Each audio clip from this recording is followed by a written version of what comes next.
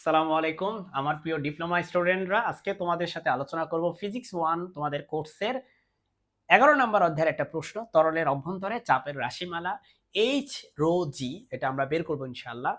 So dear students, এটার জন্য শুরুতেই আমরা চাপের যেই সূত্র সেটা লিখব। চাপ হচ্ছে P equal to F by এ।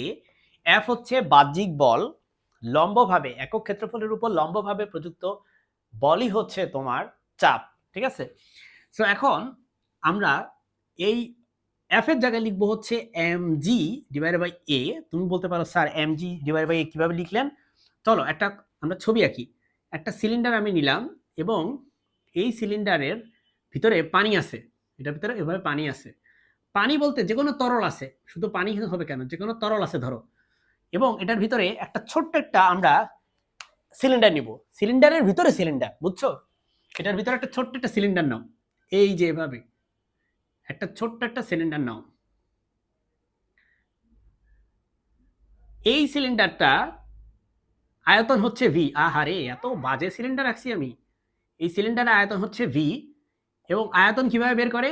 এটা হচ্ছে এরিয়া এ, এটা হচ্ছে এরিয়া এ ইন্টু এটা হচ্ছে হাইট, হাইট হচ্ছে এইচ। ওকে, এটা হচ্ছে আয়তন। তো চলো মাই ডিয়ার স্টুডেন্টস, আমরা F equal to M G, এটা আমরা জানি F equal to M A. তো এখানে এর জায়গায় জি লিখতেছি কেন?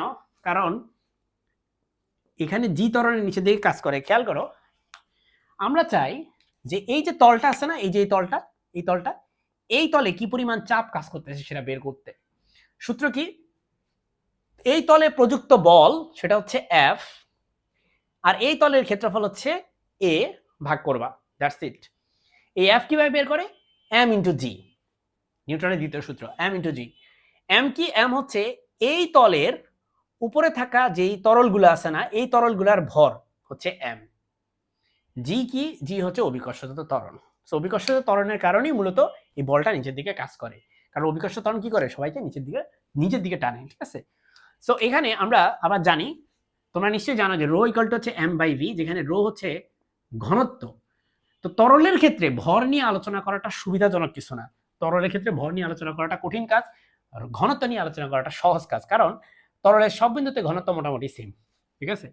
সো এখান থেকে তুমি বলতে পারো যে M equal to rho into V, M equal to rho into V. সুতরাং তুমি এম এর জায়গায় লেখো রো ইন্টু ভি। আচ্ছা, এবার দেখো ভি মানে কি?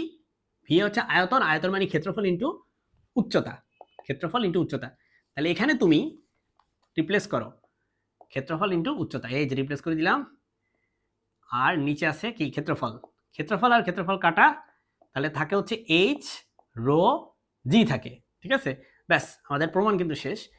দেখো, একটা তরলের ক্ষেত্রে ঘনত্ব ফিক্সড, জিও ফিক্সড, এগুলো কনস্ট্যান্ট, তাহলে প্রেশার হচ্ছে তোমার হাইটের সমানুপাতিক। তার মানে যত বেশি গভীরতার দিকে যাবা, যত বেশি গভীরের দিকে যাবা, ততই তরলের তোমার প্রেশার বাড়বে। এখানে যা প্রেশার, এখানে তার থেকে আরো বেশি প্রেশার, যত নিচে যাবা তত বেশি প্রেশার তরলে। তো এই ছিল আজকের প্রমাণ। ভালো থাকো, আসসালামু আলাইকুম। কোনো যদি প্রশ্ন থাকে তুমি অবশ্যই আমাকে জানাবা কমেন্ট সেকশনে, আর আমার চ্যানেলটি অবশ্যই সাবস্ক্রাইব করে রাখবা। তোমাদের কারিগরি শিক্ষা নিয়ে আমি কাজ করে যাচ্ছি। আসসালামু আলাইকুম।